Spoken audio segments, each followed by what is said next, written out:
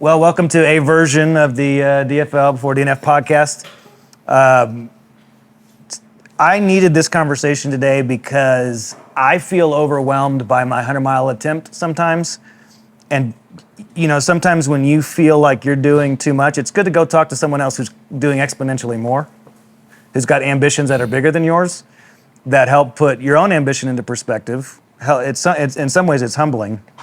But I think what I wanted to have this conversation with you two guys today was because you're both going for your own version, your own Grand Slam. So for those who are newer to the sport, the Grand Slam is going for 400 milers, 4 separate 100-mile races in the same season.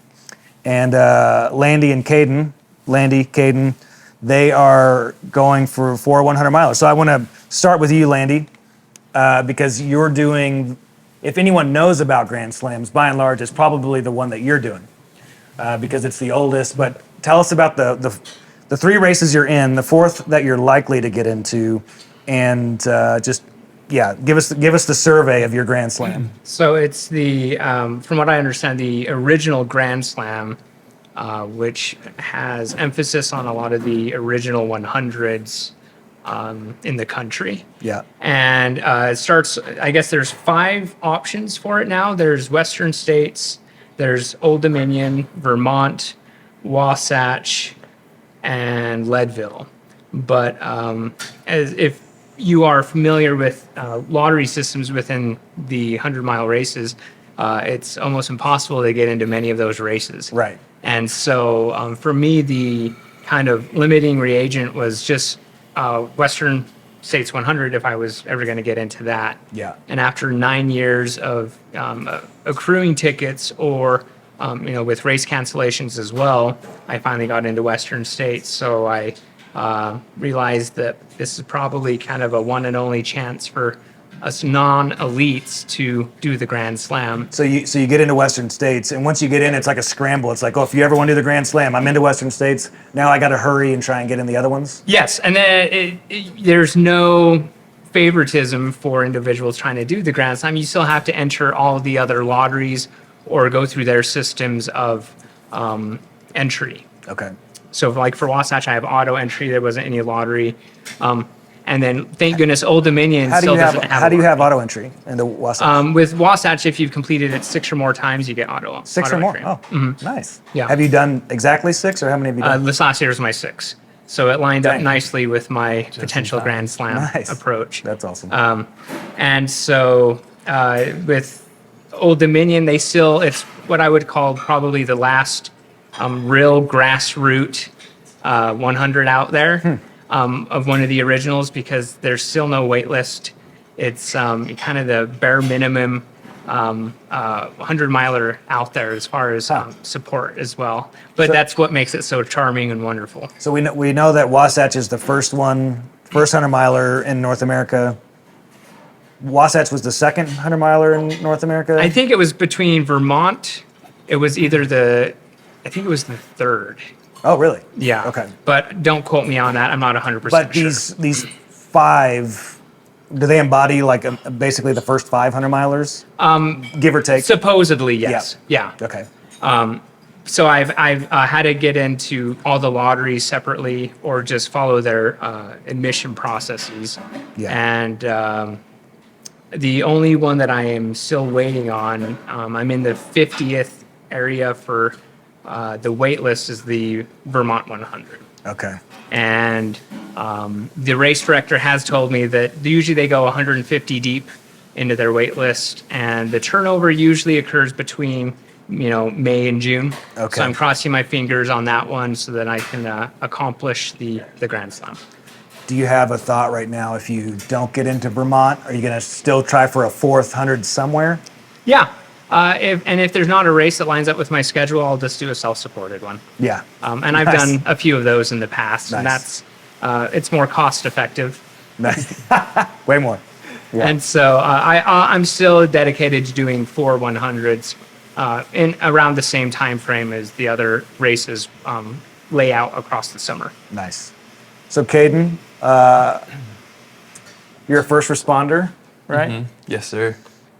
And so I had the luxury of talking with Andrew Glaze, first responder. Yeah, super cool guy. Getting insight on how you even go about training, Right.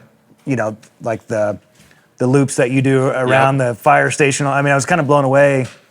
But so you've got that you're juggling, but you're going for the Rocky Mountain Slam. So what races are on? Are you signed up for all 4? Technically no, but the plan's there. Everything's gonna fall into place. Okay.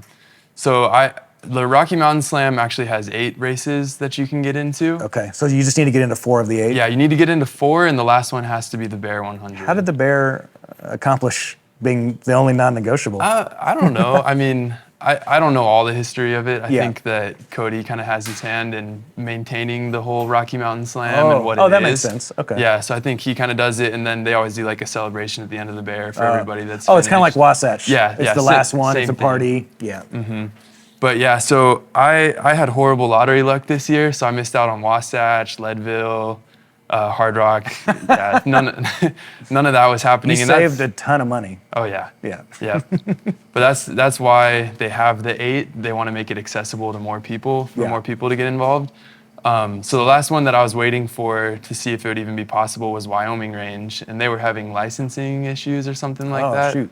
Because of some endangered animal. I can't remember which one. I haven't heard of that. But so they just announced 2 days ago that they got everything cleared. April 1st, they're opening registration, and I think they did a little bit of a reroute. Okay. So could be wrong, could be speculation. Okay. But yeah, so I'll sign up for that, and that's my 4th race. So what are your other 3? So- the Bear, Wyoming Range. What else? Yep. So the first one's going to be Scout Mountain in Idaho. That's Luke Nelson's race. Yeah. Mm-hmm. That's awesome. Yeah, I'm super excited. I've heard great That's a gnarly things, race. and- I've heard. Yeah. Yeah. Yeah, I'm amped for that, and it seems like it's getting closer finally with the heat and everything. Nice. But so yeah, Scout Mountain. Then my second's gonna be Ouray, since I didn't get into Hard Rock. I consider doing like a Bighorn double Yeah. with Scout, and it just doesn't seem right. I got to get out there. Now, to with Ouray, have you actually looked at the course? Oh yeah. So you know what you're. Yep. Yeah, I'm amped on it. Yeah. Tons and tons of vert, but that's what I love. I like You the are. long I mean, days. you are out on. You don't have kids, right? No. Yeah. So I see you're out on peaks a lot Oh yeah. on the weekends and. Yeah, and it's nice with my schedule. Yeah. You know, right now it's been a little tough to get high volume just because I'm Yeah. going through paramedic school also. Okay. But yeah, once that's over, which wraps up in about a month, my 4 days off, if I'm not picking up overtime or something like that, I'm out in the mountains every day. So when is Ouray? Ouray is in July. It's like July 19th, I mean- if I'm not mistaken. When I look at the Grand Slam, I mean, obviously Wasatch is a beast. Western is its own type of beast. I don't know about Old Dominion the course very much on that one, but it would seem like a race like Ouray with 43,000 feet of gain. It feels like that's like your central piece. Like Right. how do you train for Ouray at the same time as training for Scout Mountain? You know, I laugh because I always tell my friends hills pay the bills, you know. it doesn't matter. Hills are the great equalizer. It doesn't Yeah. matter if you're fast, slow. Yeah. If you don't have, honestly, a lot of times it boils down to grit, you know, getting Yeah. through it, and you have to put in the volume with the hills and get Yeah. the vert that you need. But if you have it, it comes, and it's intimidating, 40,000 plus feet in 100 miles. But I kind of like the style of Ouray, how everyone says it's just 14 climbs. So every time you hit the top of a climb, Yeah. you punch your that's cool. bib. Yeah. Oh, So it makes it that's- really easy to kind of track it, you know, like, all right, 14 climbs. And at the end of the day, like, I'm not an elite runner. I'm not going Yeah. for a win at Ouray or anything like that. But to survive Ouray, it's not a speed test. Did you it's watch a- that documentary on Ouray? The dude who all I remember is that he also like is sponsored by like a cannabis company. Oh, I don't know. Okay. I think there's one with. It's a really great look at how crazy that course You is. would need a lot of cannabis yeah, for Ouray. to survive that. Luckily, it's in Colorado. Yeah. Yeah, but yeah, I'm amped. I think that one's gonna be super fun. Nice, nice. Well, Landy, what do you do by day? Like, how do you have time to train? Because you're a dad, you're a husband, are you a student? Tell us about what you do. I'm a student in the PhD program for social health psychology at the University of Utah. So it's a lot of schoolwork, research, a lot of writing, teaching, Okay. grading. So being a PhD student, is that you're a student and it's a job? Like Yes. like income? Like you get money from If you doing can it? call it, yeah, you get some income, but not a lot by any means. Yeah. So it's my family and I we've learned to live relatively frugal, but I'm still able to, usually at the expense of my sleep, find time to train, which Yeah. is a lot of early mornings. You're a pre-sunrise kind of guy. Usually, Yeah. yeah, that's the only time that usually fits with the schedule. Yeah. And that's okay. Over time I've learned that is the most appropriate window of time for me to exercise. Yeah. To keep harmony as much as possible Yeah. With all the things you're juggling. with everything going on. Yeah. Yeah.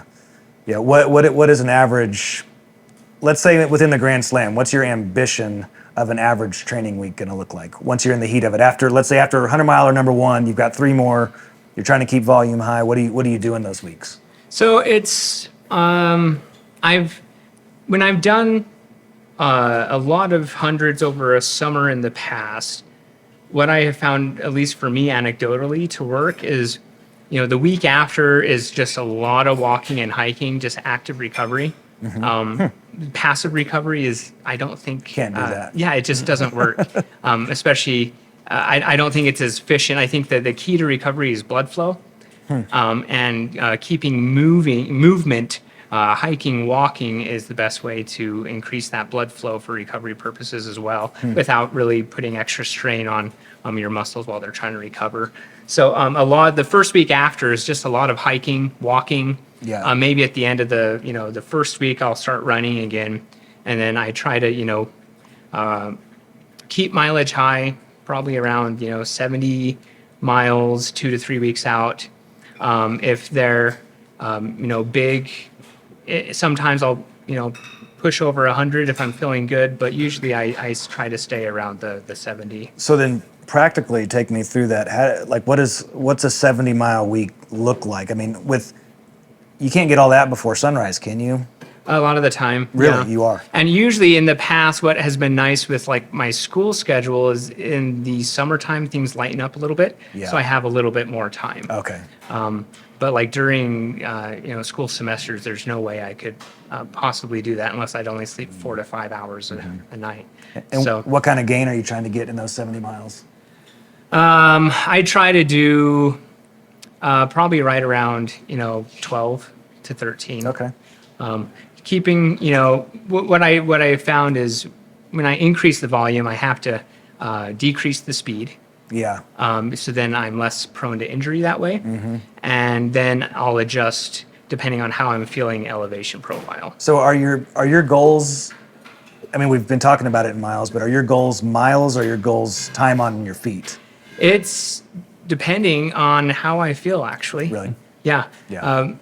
I think these rigid programs people can follow, but if you didn't get sleep because of a sick kid the night before, Yeah. doing that, 30 miles that day is going to actually be counterproductive. Yeah. And so it's all about flexibility and Yeah. just kind of learning over time what is appropriate for your body and mind.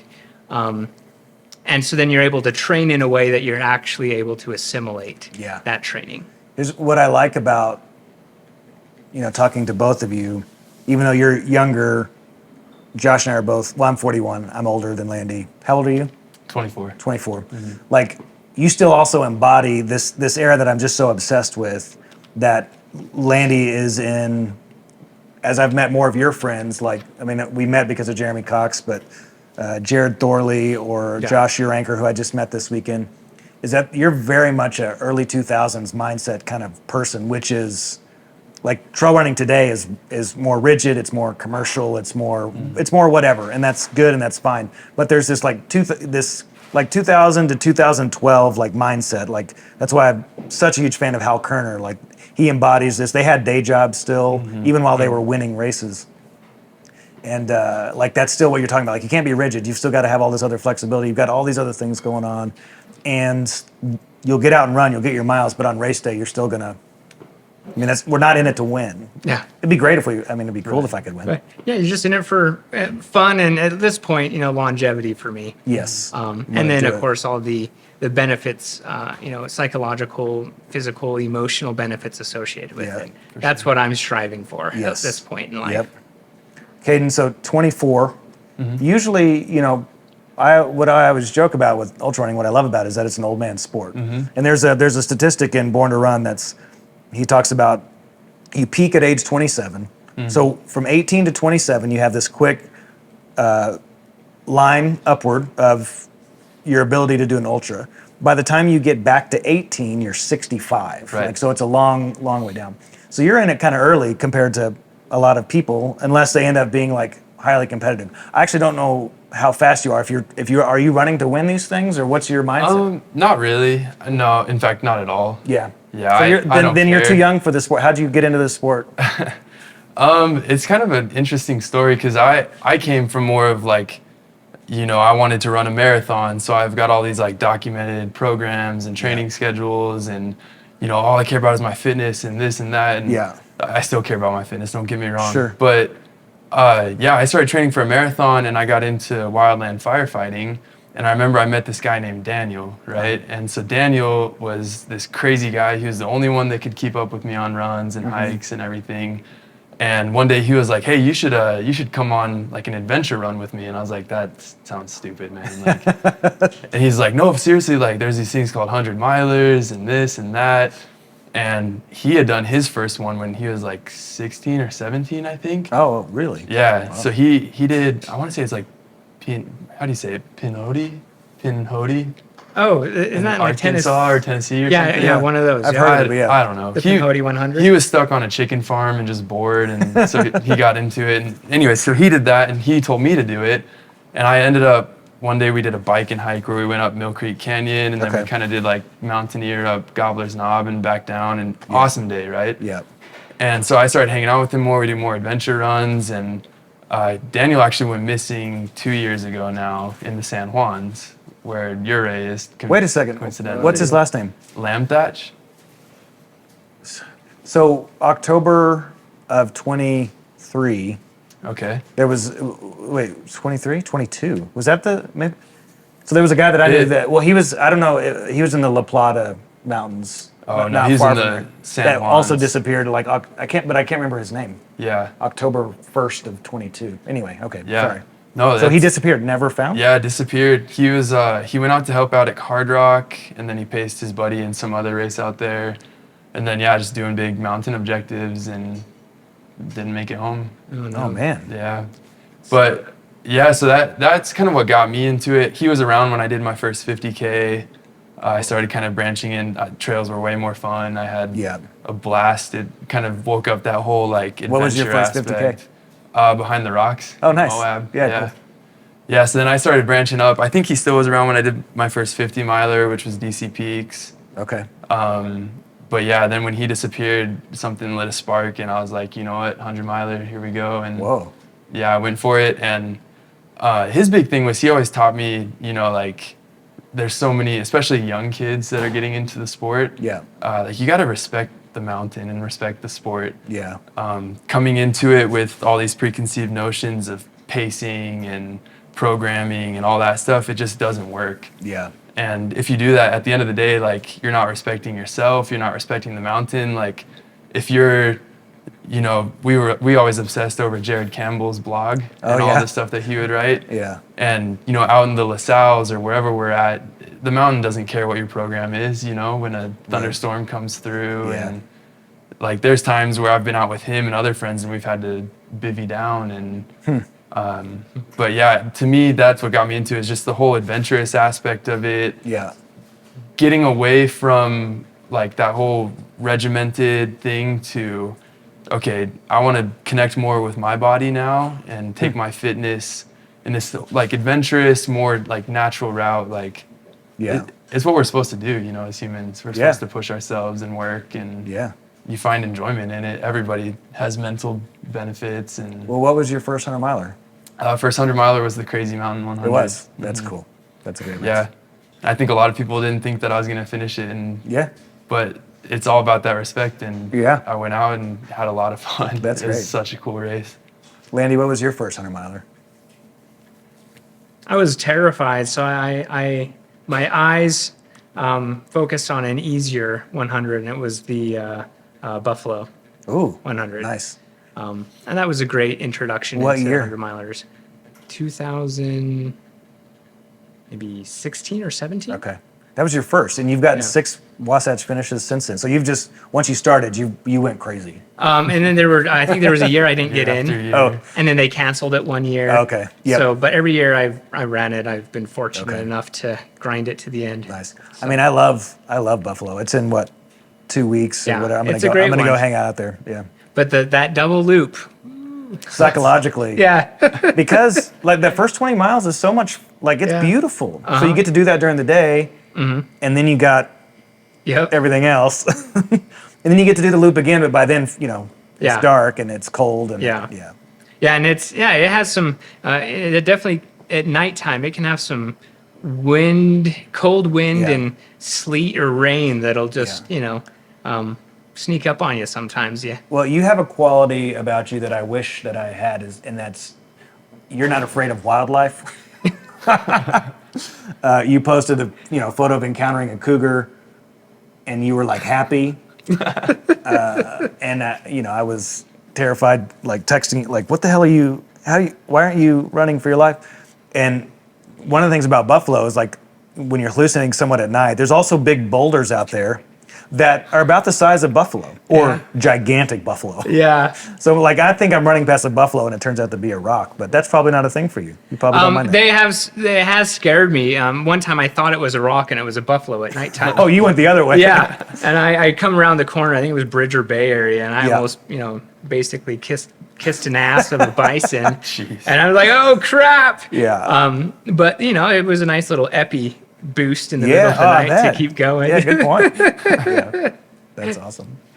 That's all. You have any wildlife encounters in all of your adventures? Yeah, I've ran into cats. I've ran into all sorts of sheep, and I run into a lot of sheep and goats, like when I'm up on the ridges. And Yeah. What ridges? What's a training schedule like for you? When I see you posting from peaks and stuff, where are you at? kind of all over the Wasatch. Okay. Every single year, I tell myself I'm going to branch out and hit the Uintas more, and like I go on trips to the Winds and places like that to get out and Yeah. and get up peaks. But a lot of stuff in the Wasatch. I live right at the mouth of American Fork Canyon right now, so there's a sweet. I don't want everyone to know about it now, but Yeah. there's a sweet ridge somewhere in that area, north ridge of Mahogany, right? And so, but you can go straight up. It's super steep, technical, and yeah, I've seen maybe 3 people on that trail, and I know other people that go, Really? but no one's ever up And it's there. not North Mahogany proper. No, North Mahogany proper, yeah. Yeah. Going straight up. He's like, That's a yeah, good I've one. been up there. Yeah. That's a good one. But yeah, I mean, Lone Peak, Tim, all over in Yeah. that area. I mean, it makes sense. Young single guy. Well, you're married. You're married. But young guy without kids. That's maybe what. Yep. Compared to older, Old. older married with kids, Yeah. and that back area. I mean, I think I just admire getting out there. So no It's funny secrets are 'cause- safe. Well, it's funny because like I remember meeting Josh and then seeing all this cool stuff that he's doing all the time, and Yeah. me being like the little fanboy I am, I'm like, oh, that guy's sweet. And I remember one day I'm like looking at Strava, and he had just like you booted up Heaven's Half Pipe or whatever, and came down off Lone Peak. And I'm like, man, Dang. that's so sweet. And like I was running just on the trails below it, and I can see all the tracks that he set up there. Yeah. And Nice. yeah, I finally see the post when I get home. I'm like, dude, like I just saw your tracks. And he's like, yeah, I'm down in your neck of the woods now. And That's awesome. it's cool. Just all the it's just a big playground out there. Yeah. At the end of the day. That is. Yeah, I mean, Landy, how do you juggle being a dad and husband? Like, you got to have a supportive wife, kids who get it. You bring them along, I see sometimes. Yeah, I think it's having realistic expectations that you're never going to have great balance. Yeah. Yeah, throwing the idea of balance out the window. Yeah, it's Yeah. just it's just, and it's the whole balance argument. It's always a moving target too. Yeah. And so just kind of, it's going to be chaotic. And yeah, I mean, thank goodness I have a wife that is understanding as she is. But then, I need a, balance that I need to be there for my family too. And sometimes it's more imbalanced than others. And, and then you just have to adjust accordingly. But I think, settling on embracing just the, knowing that balance is a juggling act. You might cross paths with it momentarily, but there's just going to be fleeting moments that you have that. Right. And so just realize that, the balance, sure, strive for it, but realistically, Yeah. good luck. Good luck. Yeah. How old are your kids? I have one that's 13 years old, and then I have a 2.5-year-old toddler. Nice. So that one is the one that takes a lot more work. And but as Yeah. parents realize, hindsight, it's worth it. Yeah. Sometimes in the moment you're just like, what the hell did I get myself into? Totally. It's tough too, because you can feel selfish when you're doing this sport. And Yes. a lot of people look at it as a selfish sport because, Yeah. you have people taping up your feed and traveling just to watch you potentially not even finish a race, Yeah. Depends on who. Yeah. For me. But at the same time, it's like, if you look at that from the other aspect, maybe in his kid's eyes, he's a better dad after a run or some time out doing what he needs to do, you know? Yeah. And it's a sacrifice, and there is a fine line and balance with everything, right? But I think that's an important part too, not to, crush yourself with those feelings, because you're just making yourself better. Yeah, well said. And someone who's ambitious, we're just putting our ambition into trail running. If we didn't have trail running, we'd probably be ambitious in something else that wasn't at least a net positive in our life. I mean, I'm not saying that you guys are, but in the number of like recovering alcoholics I've met out on the trail, and, like trail running has been a tremendous gift to me, and slowing my drinking and all that sort of stuff. Like, like it's a net positive. So if it wasn't trail running, it'd probably be something else not as good for me personally. Right. Kaden, my favorite story about you I already know exactly what you're going to say. is, this is how I remember that you have a wife, is that at the Salt Lake Foothills 50K last year, you showed up and forgot your running shoes. Yep. And rather than not run, you ran in your house shoes for like 4 miles.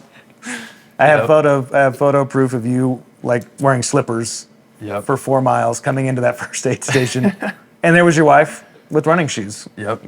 So one of the reasons I feel optimistic about your Grand Slam effort is that you ran 4 miles, that you didn't let it stop you, that you can keep going. Because psychologically, that's a bit of a problem. It's all I don't want to say excuses, but it's all mental, It is. At the end of the day, like, could I have done the whole thing in my slippers? I probably would have bailed, Yeah. But yeah, quick thinking, hey, she's up. She doesn't mind bringing them up. Sure, I left them at the fire station, stupid But me. fire station, which was like 45 minutes away? Oh, yeah, around there. Yeah. So that's the thing. Even if it would have taken another hour, she's coming eventually. So, might as well start it. And I kind of had a weird attitude that race too, because I had just done Canyons 100K the week prior. Oh, yeah. And so my attitude already was just like, you know what? We're just going to show up, blow up, have a whole lot of fun, You've got some good rhymes. Yeah. Show up, blow up. Yeah. Hills pay the bills. Motion is lotion. That's what he said. Oh, I haven't heard that. That's great. I missed that somehow. Yeah, you want to recover from a race. Motion is lotion. Gotta Did you say that? Going. I did He not. said it in a different way. Oh, you got it. Sorry, I'm paraphrasing. Yeah. That's good. That's good. That's an important trait, though, and I think ultra running is just, you're always going to have variables that'll stack up against you. Yeah. But you're just like, what the hell? Give it a try. Problem solved. Yeah, and you just give it a try anyway, and oddly enough, it works out a lot of the time. What I struggle with was just the way that my brain works is that I'm not good at the unknowns. Like I will study and read and talk to people, and then like every time, like, I didn't think about that. Now I can think about it, file it in my brain. But my last Wasatch attempt, like I had not had any alcohol for 12 months leading up to it. I'd added sugar entirely. Like I'd lost 20, 25 pounds, and like I was crushing. Like I had passed Lambs with it still daylight. Like that was one of my goals. And I would have made it to Upper Big Water still in daylight. And then we're going, and then like a storm hits. And I hadn't contemplated that prior to. Mm-hmm. And I think one of the hardest things for me is to be able to, like, I'm good with the knowns. I'm really bad with like the unknowns, because the unknowns are such a wide variety. Like in all of my efforts, there's so many things I've accounted for. I can account for running out of water now. I have strategy. I have all these, but then it's all of a sudden flash flood. I never thought about that. Yeah. And then it just wrecked me. I think sometimes it's problem solving, and sometimes your problem solving won't even work out, right? Like, Yeah. like I said, like if Savannah wouldn't have brought those shoes, I would have bailed. I don't think Yeah, I would that's have fair. stuck You wouldn't with have the to do- 50K for the whole thing. But that also speaks like wonders to like support systems and Yeah. who you have on your team, you know? Yeah. Because I can think also last year, I DNF saddles last year Mm-hmm. at like mile 76. Hmm. And I think my biggest downfall was going into it in this like dark, alone place, you know? Like I flew out from paramedic school, drove from Phoenix to Prescott, slept for like 40 minutes in my car, and then just went out and did the race in the Totally morning. alone, no crew? Totally alone, no Okay. crew. Yeah. And you know, I encountered problems, and I tried solving them. I was calling people like, "Hey, what do you think about this?" Bouncing ideas, and it worked for most of the time. But ultimately, like the problems added up enough to where I didn't have someone that Yeah. had my back, Yeah. and it was game over. You know? After you DNF'd and got some sleep, do you feel like you made the right call to DNF it? You could have got going maybe? Yeah, I feel horrible, but Yeah. you live with it. You know, Yeah. you make mistakes. Well, yeah, I and know.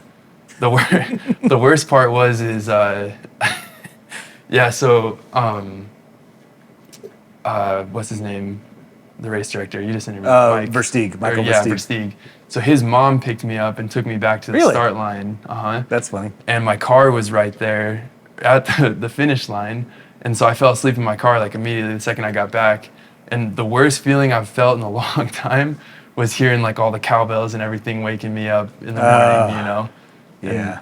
Yeah, but you live with those mistakes and you Yeah. learn from them. And Yeah. I'm not the kind of guy that can do all that stuff on my own. I realize Yeah. that, you know?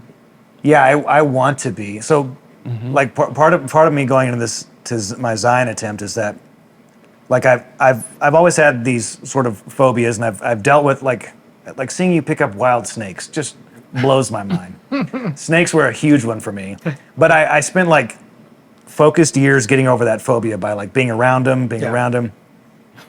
I tried to just jump into getting over the phobia once when I was 19, and so a friend had like a very like chill boa constrictor or something like that.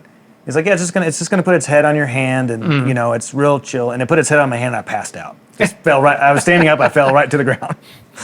But over time, like, so I'd like go to the zoo, and I would stand in front of. Well, first I had to watch them on TV. I had to be able to see them on TV. Then I went to the zoo, and where I could be close to them, but there was a barrier. Yeah. And now when I see them out running, like I actually will stop and take pictures. I don't know that I'll ever touch them. But one of my other phobia of that scale is the overnight alone, or like the dark For sure. of the wild. And so one of the things I'm looking to do here at Zion is at least spend a good chunk of that alone. But I also feel like in that case I'm setting myself up. Am I setting myself up for another DNF? But it speaks to that we're always doing other things with our minds also when Yeah. we're doing these ultras. Yeah. I think, I mean, potentially you could be setting yourself up for a DNF, but I think you could be setting yourself up for, you know, kind of empowering yourself in a situation. Yes. In future encounters, you know, at night by yourself, they're like, oh, I've done this.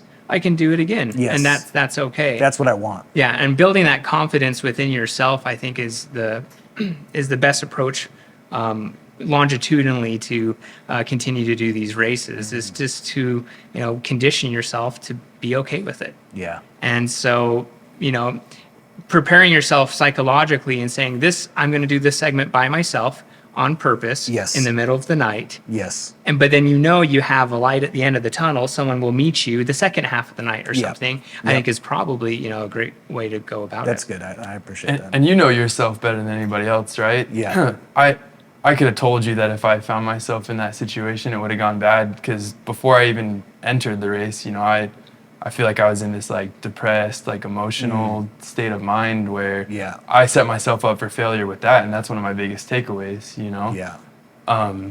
I think I could go back and do that race alone. There's stuff that I think I could do alone, but Yeah. you kind of have to consider those things. It goes back to what I said earlier. You got to respect the sport, respect the mountains, respect whatever it is. You know, you can't just think you can overcome, or not even think you can overcome things, but not think you can. You know, you got to have somewhat of a plan. Yeah. Well, I'm curious for both of you with your Grand Slam attempts. Maybe Landy, you first. Is there any particular of the four that you are like that the stoke level is especially high, or is it the sum of all the parts, or is there a synergy to it that you're just excited to go for four? I think the sum of all of it, with the Bronze Eagle trophy at the end of Wasatch, that is alluring, and that's one I've been eyeing for quite a while. So cool. And I've done all the races. Western's very historical, so I'm excited for that. And a lot of the books that you've read about, original 100-mile races and those racing them, there's a lot of detail on Western. Yeah. But Old Dominion I really like because it's just chill, grassroots, bare minimum.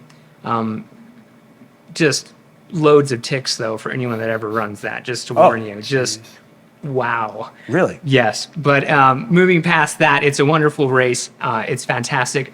Vermont is just beautiful. It's a lot of rolling hills on like old colonial roads. And you run with the horses. It's the only 100, I believe, that you still run with horses. Wait, so it's still a horse race? Yes, as well, in addition to a foot race. Oh my God. And cool. It's a pretty amazing experience, even though when you have a horse screaming around a corner behind you in the middle of the night. Dude, that's amazing. It can kind of wig you out. So I know nothing about this. How's it the middle of the night and you are still close to a horse? So maybe a lot faster.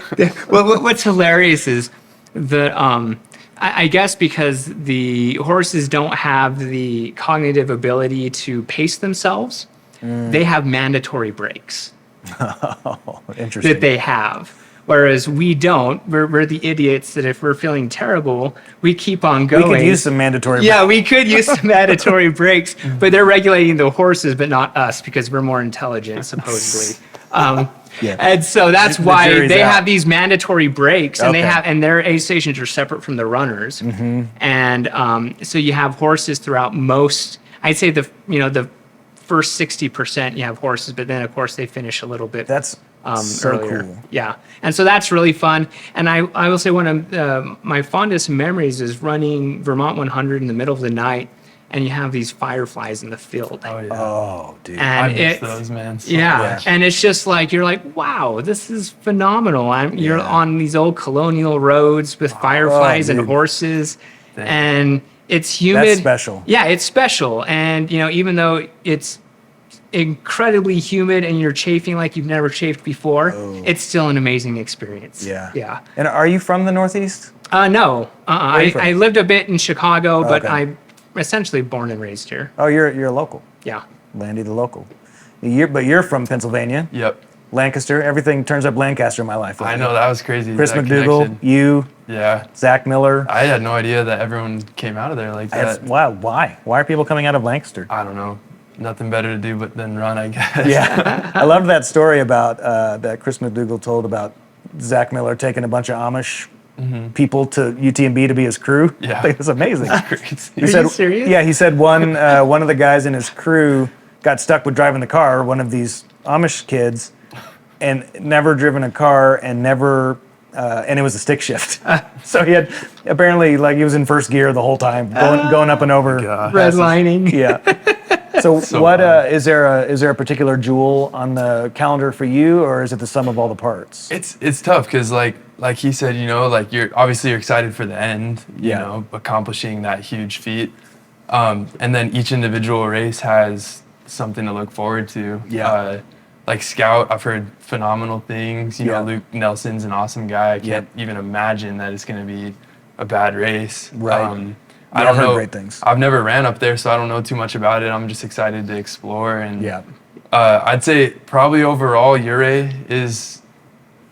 It's probably going to be the jewel to me. Yeah. And I think it's because it holds emotional connection too, because it participates in the San Juans and Where your everything, buddy is. where my buddy went missing, and and then just like spending, because the race cutoff's 52 hours. Oh, it's 52. Yeah.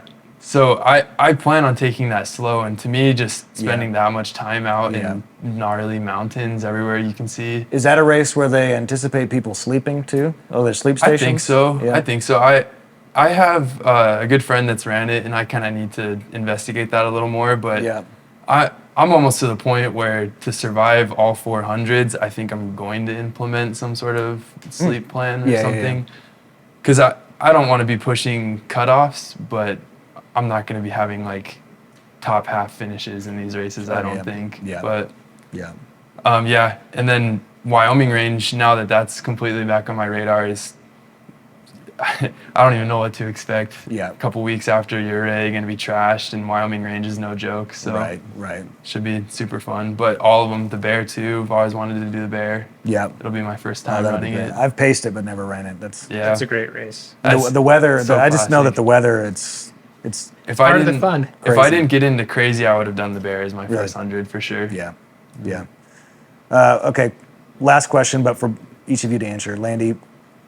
You know, everyone says you have to have your why, and I could go back and forth on that, whether or not you do. But do you have one, like that you can call on immediately, or because also just loving it is a great why. But what's going to drive you through these 4 races? There's not really just one why. Yeah.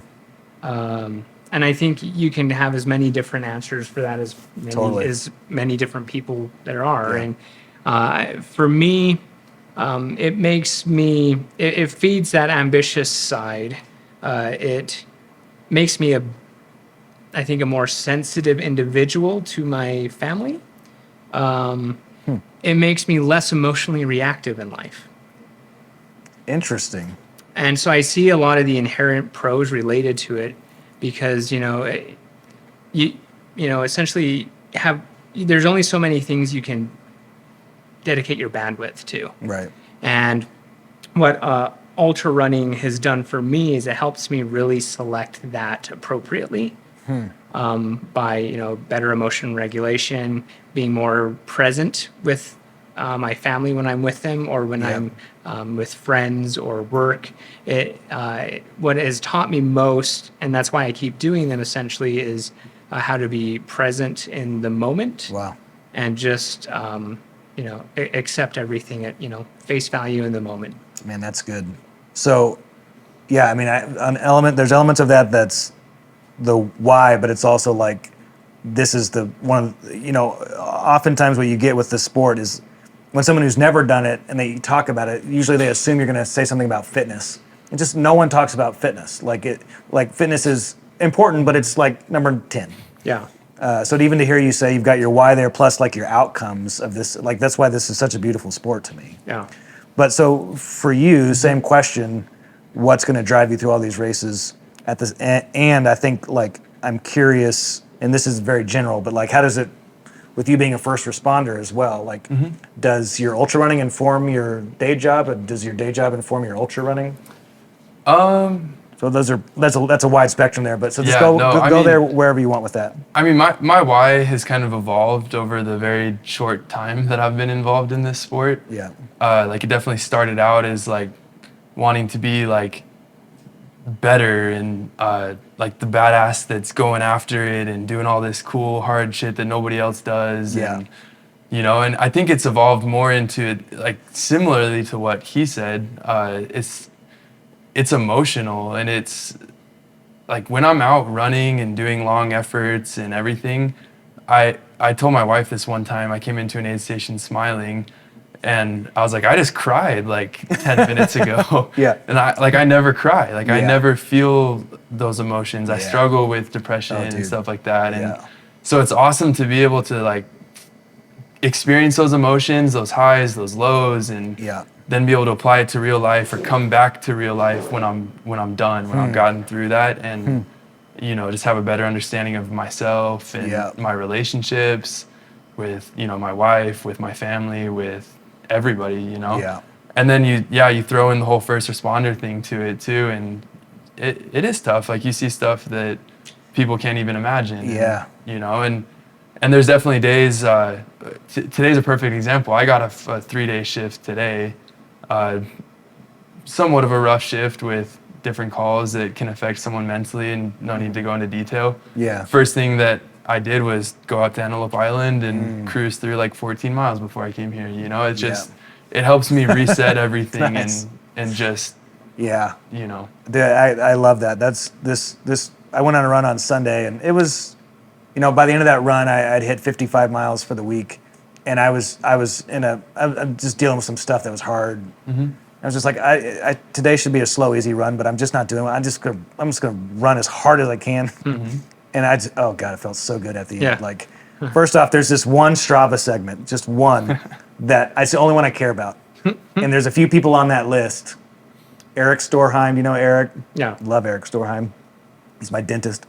And Pete Stufton. Okay.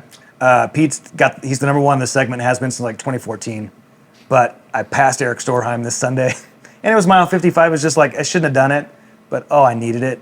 Like in the grand scheme, I shouldn't have done it if I was a meticulous trainer for the 100-miler. But it's sometimes just, of the many gifts that this sport gives, sometimes it's just working through something in your brain. And I love it. It's like the ultimate reset. You know. Yes. Oh, yeah. I wish more people did it. At the same time, I like how uncrowded the trails can be sometimes. Yep. So, Yeah. well, good luck to you guys in your Grand Slams. We'll be following up for sure. I hope you get into Vermont. I hope you find out soon. Yeah, me too. And Fingers then what's crossed. the last one you're waiting on again? Just signing up for Wyoming. April. Yep. Okay. All right. Well, good luck. Thanks, guys. Thanks. Thanks, Josh. Yep.